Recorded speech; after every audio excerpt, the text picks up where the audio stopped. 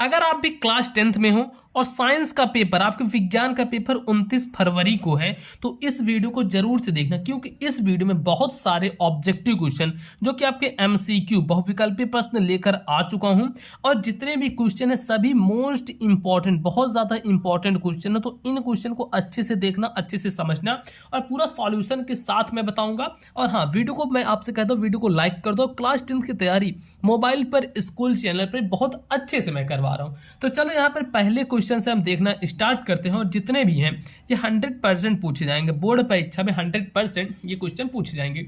आते हैं अपने सबसे पहले नंबर क्वेश्चन पर। देखो, सबसे पहला नंबर क्वेश्चन है कि एक लेंस की क्षमता -2.5 डायोप्टर है। एक लेंस की क्षमता कितनी है? -2.5, ठीक, -2.5, ठीक है। तो देखो यह क्या है, और लेंस की फोकस दूरी तथा प्रकृति है। लेंस की फोकस दूरी और प्रकृति याद करनी है। सबसे पहले देखो यहाँ पर माइनस आ गया, माइनस मतलब अवतल होगा, तो इसमें या इसमें, इन दोनों में से कोई एक होगा, इतना मिल गया। अब क्या कह रहा है कि ये डायोप्टर में इतना दिया है, तो मतलब पी दिया है, पी का मान दिया है -2.5, ठीक। अब आपको लेंस की फोकस दूरी याद करनी। फोकस दूरी F बराबर 100/P होता है। 100 का मान रख दोगे बट्टे P का मान 2.5, इससे इसको काटोगे आएगा 40। तो ये 40 किसमें है? 4 है, ये है 40। ये वाला सही हो जाएगा, पहले का ए वाला, ठीक है। अब बढ़ते सेकंड नंबर। देखो सेकंड नंबर जो क्वेश्चन है ये है कि यदि वैद्युत शक्ति P तथा प्रतिरोध R से व्यक्त होता है, वैद्युत शक्ति P से और प्रतिरोध R से व्यक्त होता है, तब वैद्युत धारा व्यक्त होगी। तब वैद्युत धारा किससे व्यक्त होगी? अब देखो इसका भी एक सूत्र होता है। इसका सूत्र होता है P बराबर I² R।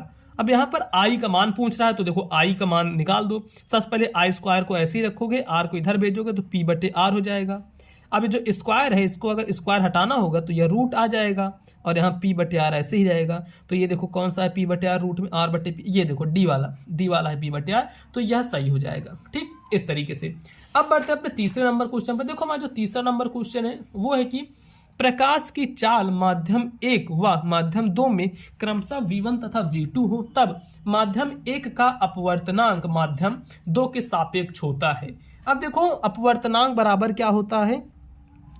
अपवर्तनांक बराबर होता है पहले माध्यम की चाल बटे दूसरे माध्यम की चाल। पहले माध्यम की चाल बटे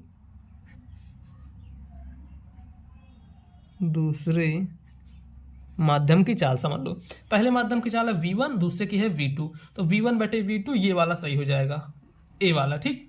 अब बढ़ते हैं आगे। इसके बाद है हमारा चौथा नंबर क्वेश्चन, जो कि है इनमें से कौन सा कथन असत्य है, मतलब कौन सा कथन गलत है। पहला देखते हैं, चुंबकीय क्षेत्र रेखाएं चुंबक के उत्तरी ध्रुव से प्रकट होती, ये तो बिल्कुल सही है। फिर चुंबकीय क्षेत्र रेखाएं चुंबक के भीतर दक्षिणी ध्रुव से उत्तर ध्रुव की ओर रहती, हाँ ये भी सही है। सी वाला, चुंबकीय क्षेत्र रेखाएं परस्पर एक दूसरे को प्रतिच्छेद करती, नहीं ये गलत है। चुंबकीय क्षेत्र रेखाएं एक दूसरे को प्रतिच्छेद, एक दूसरे को नहीं काटती हैं, अतः यह वाला गलत हो जाएगा। अब बढ़ते हैं आगे, जो हमारा पांचवा नंबर। देखो पांचवा नंबर क्या है कि इनमें से किस दर्पण का दृष्टि क्षेत्र अधिकतम होता है। इनमें से कौन से दर्पण का दृष्टि क्षेत्र अधिकतम होता है, किस दर्पण से आप ज्यादा दूर तक देख सकते हो? तो भाई वह उत्तल दर्पण होता है, इससे आप ज्यादा दूर तक देख सकते हो। अब इस पांचवें क्वेश्चन के बाद हम बढ़ते हैं अपने नेक्स्ट क्वेश्चन और छठवें क्वेश्चन पर, ठीक है। तो ये देखो हमारा छठवां क्वेश्चन। छठवां क्वेश्चन क्या कर रहा है इसको समझ लो। तो छठवां क्वेश्चन है कि R1 व R2R ओम के प्रतिरोधों को श्रेणी क्रम में जोड़ने पर कुल प्रतिरोध R1 तथा समांतर क्रम में जोड़ने पर R2 हो, तब R1 बराबर कितना होगा और R2 बराबर ये आखिर कितना होगा। क्या कह रहा है कि R मतलब एक R और 2 R के ओम के प्रतिरोध, मतलब 2 R इतने के प्रतिरोध को श्रेणी क्रम में जोड़ने पर क्या होता है, कुल प्रतिरोध R1 होता है तथा समांतर क्रम में जोड़ने पर इतना होता है। अच्छा, तो ये वाला होगा आपका 2 और इधर कर दोगे 1 + 2 3 3 9 और 9 2, ये वाला आपका सही होगा, ठीक, ये वाला बिल्कुल सही होगा।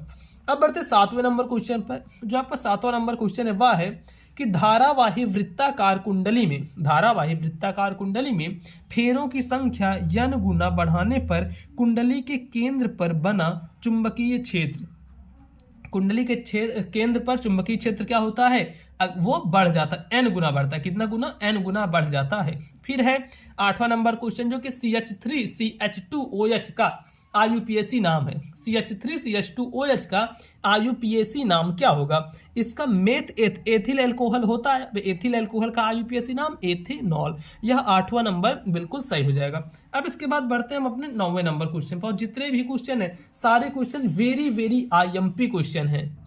अब देखो हमारा ये 9वां क्वेश्चन है कि निम्नलिखित में से कौन सी एक दहन अभिक्रिया है। ये जो 4 ऑप्शन है इसमें से कौन सी एक दहन अभिक्रिया है? पहला ऑप्शन है NaOH plus CH3COOH gives CH3COONH2, नहीं, यह नहीं है। फिर है CH3 मतलब मेथेन प्लस Cl2 मतलब क्लोरीन, मेथेन और क्लोरीन को मिलाने पर क्लोरोमेथेन बनता है और हाइड्रोक्लोरिक एसिड, ये नहीं, ये भी नहीं होगा। ये है CH4 मेथेन और ऑक्सीजन को मिलाने पर, हाँ यह वाला होगा, ये C वाला है। यह एक हमारी दहन अभिक्रिया है। फिर आते हैं 10वें नंबर क्वेश्चन पर। 10वां नंबर क्वेश्चन है, एक समूह में कोई एक समूह है जिसमें ऊपर से नीचे जाने पर परमाणु का साइज बढ़ता है, क्योंकि अब देखो किसी भी समूह में परमाणु का साइज बढ़ेगा अगर ऊपर से नीचे जाएंगे, और वो क्यों बढ़ेगा? बढ़ना तो पता है, चलो बढ़ता है ठीक है, लेकिन क्यों बढ़ता है? तो 10वां नंबर, तो क्यों बढ़ता है? क्योंकि समूह में नीचे जाने पर एक नया कोष जुड़ जाता है। समूह में नीचे जाने पर एक नया कोष जुड़ जाता है। ये 10वां नंबर सही हो जाएगा। अब बढ़ते हैं अपने 11वें नंबर क्वेश्चन पर, जो कि है प्लास्टर ऑफ पेरिस का रासायनिक सूत्र है। प्लास्टर ऑफ पेरिस का रासायनिक सूत्र क्या होगा? तो आपको पता है क्या होता है, CaSO4.1/2H2O, ठीक, ये वाला।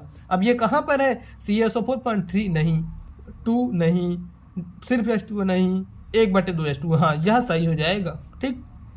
11 नंबर। अब बढ़ते हैं अपने 12 नंबर क्वेश्चन पर। देखो हमारा 12 नंबर क्वेश्चन क्या है? तो 12 नंबर क्वेश्चन है कि ये शुद्ध जल का पीएच मान होता है। शुद्ध जल का पीएच मान कितना होता है? इसको मैं बहुत बार बता चुका हूँ, ये क्वेश्चन बहुत बार बताया हूँ, और ये वेरी IMP क्वेश्चन है। इसको एकदम दिमाग में बैठा लेना।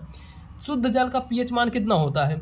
शुद्ध जल का होता है 7, और इसको याद कर लो 0 से लेकर 7, 7 से लेकर 14, 0 से 7 के बीच में रहेगा कोई भी तो वह अम्ल होता है।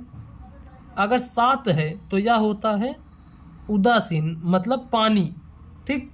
पीएच का पानी का मान होता है ये 7, ठीक है। और अगर 7 से लेकर 14 के बीच में है तब ये होता है क्षार, ठीक। तो शुद्ध जल का पीएच मान कितना होता है? 7 होता है। अब देखो इसके बाद हमारा जो नेक्स्ट क्वेश्चन आता है वह आता है हमारा 13 नंबर। ये है एल्डिहाइड में प्रकार्यात्मक समूह है। एल्डिहाइड में कौन सा प्रकार्यात्मक समूह होता है दोस्तों? तो देखो पहला है OH, OH मतलब आल। अब जैसे देखो यहाँ पर CO है कीटोन समूह, और उसके बाद COOH ओइक, और यहाँ पर ये जो है यह है एल्डिहाइड, ठीक है। 13 नंबर क्वेश्चन की क्या हो जाएगा? बी वाला ऑप्शन सही हो जाएगा। अब इसके बाद हमारा 14 नंबर क्वेश्चन। देखो 14 नंबर क्वेश्चन है, निम्नलिखित में से कौन उत्पादक है? इनमें से क्या कौन सा है जो उत्पादक होगा? तो इसमें से कौन सा उत्पादक होगा दोस्तों? चिड़िया, जंगली जानवर, पालतू जानवर, फिर हरे पौधे। तो उत्पादक हमेशा हरा पौधा होता है। तो ये 14 नंबर क्वेश्चन से हो जाएगा। अब बढ़ते हैं नेक्स्ट क्वेश्चन पर। अब देखो हमारा 15 नंबर क्वेश्चन है, जो कि है मटर के लंबे पौधे। अच्छा ये आपको बताऊं 2023 के सभी मोस्ट इंपॉर्टेंट क्वेश्चन हैं, जैसे इस पे जो पेपर में आए थे 2023 के पेपर में, उसमें से ही ज्यादातर है। क्योंकि यार देखो वही क्वेश्चन ही रिपीटेड होते हैं, वही सारे क्वेश्चन रिपीटेड होते हैं।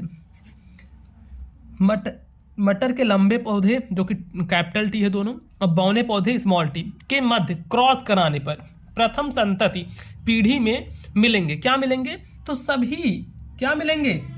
सभी लंबे पौधे, सभी बौने पौधे, आधे लंबे तथा आधे बौने पौधे, फिर 3/4 लंबे और 1/4 बौने। अगर इन दोनों का हम क्रॉस करवाएंगे तो क्या मिलेंगे? सभी लंबे पौधे ही मिलेंगे, ठीक। अब देखो 16 नंबर क्वेश्चन, जो कि है निम्नलिखित में से कौन सा जोड़ा प्रकाश संश्लेषण की अभिक्रिया में प्रयोग किया जाता है? देखो जो प्रकाश संश्लेषण की अभिक्रिया होती है इसमें कौन सा जोड़ा प्रयोग किया जाता है? तो इसमें 16 नंबर क्वेश्चन, कौन सा जोड़ा प्रयोग किया जाता है?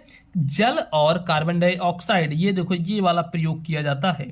जल मतलब H2O और कार्बन डाइऑक्साइड CO2 ये प्रयोग किया जाता है। ठीक है, तो इतना आप समझ लो। अब देखते हैं आगे हमारा 17 नंबर क्वेश्चन। 17वां नंबर जो क्वेश्चन है, सामान्य एक लिंगी नर पुष्प में पाया जाता है, क्या नहीं पाया जाता है। यहाँ पर देखो ये दिया गया नहीं, ऐसा नहीं कि क्या पाया जाता है, लिखा है सामान्य एक लिंगी नर पुष्प में नहीं पाया जाता है। ऐसा क्या है जो नहीं पाया जाता है, तो ये बाह्यदल, पंखुड़ी, पुंकेसर, वर्तिकाग्र। तो ये जो वर्तिकाग्र है यह नहीं पाया जाता है। अब बढ़ते हैं अपने 17 नंबर क्वेश्चन हो गया। अब बढ़ें 18 नंबर, 19 नंबर और 20 नंबर क्वेश्चन पर। और जितने भी क्वेश्चन है सब अच्छे से तैयार कर डालना। ठीक, ये देखो हमारा आता है 18 नंबर क्वेश्चन। और 18 नंबर क्वेश्चन क्या है, तो 18 नंबर क्वेश्चन है इंसुलिन स्रावित होता है। और बताओ दोस्तों, सब अच्छे से इन क्वेश्चन को एकदम रट डालना। जितने भी क्वेश्चन आपको पढ़ा रहा हूँ इस मोबाइल पे, स्कूल चैनल पर जितने पढ़ा रहा हूँ, प्लेलिस्ट में जितनी वीडियोस हैं, बस इतने ही पढ़ लो। इससे बाहर कुछ भी नहीं आने वाला, चाहे जो आपका सब्जेक्ट हो, हिंदी हो, इंग्लिश हो, मैथ हो, साइंस हो, सामाजिक विज्ञान, जितनी भी चीज़ें सब। अब देखो 18 नंबर क्वेश्चन क्या है, इंसुलिन स्रावित होता है। इंसुलिन स्रावित होता है, कहाँ से स्रावित होता है, थायराइड ग्रंथ से, अग्न्याशय से, पीयूष ग्रंथ से, वृषण से। तो जो इंसुलिन है वह अग्न्याशय से स्रावित होता है। 18वें का बी वाला हो जाएगा, इंसुलिन अग्न्याशय से स्रावित होता है। फिर उसके बाद है 19 नंबर क्वेश्चन, जो कि है जैव विकासवाद के सिद्धांत को प्रतिपादित किया था। जैव विकासवाद के सिद्धांत को किसने प्रतिपादित किया था, चार्ल्स डार्विन ने, ग्रेगर जॉन मेंडल ने, अमृता देवी बिश्नोई ने, स्टेनले एल मिलर ने। तो बताओ जैव विकासवाद के सिद्धांत को किसने प्रतिपादित किया था, तो ये किए थे चार्ल्स डार्विन ने। ठीक है, चार्ल्स डार्विन ने आके प्रतिपादित किया था। अब बढ़ते हैं हम इसके आगे, जो हमारा नेक्स्ट क्वेश्चन है 20वां नंबर। आप देख सकते हो आपके सामने है, जीवाश्म ईंधन जलने पर क्या देता है। तो जीवाश्म ईंधन ये कार्बन डाइऑक्साइड भी देता है, नाइट्रोजन भी देता है। तो ये जितने क्वेश्चन मैंने आपको बताए, इन क्वेश्चन को अच्छे से तैयार कर लेना। वीडियो पसंद आए तो वीडियो को लाइक जरूर से करना, चैनल पर नए हो तो चैनल को सब्सक्राइब कर लेना। ठीक है दोस्तों, आज की वीडियो में इतना ही। और इंस्टाग्राम पर आप मुझे मैसेज कर सकते हो, लिंक डिस्क्रिप्शन बॉक्स में दी है। अगर आपको कहीं भी दिक्कत हो तो आप मुझे डायरेक्टली मैसेज कर सकते हो। तो बस दोस्तों, फिलहाल आज की वीडियो में इतना ही। अब मिलेंगे हम आपसे और किसी नेक्स्ट वीडियो में।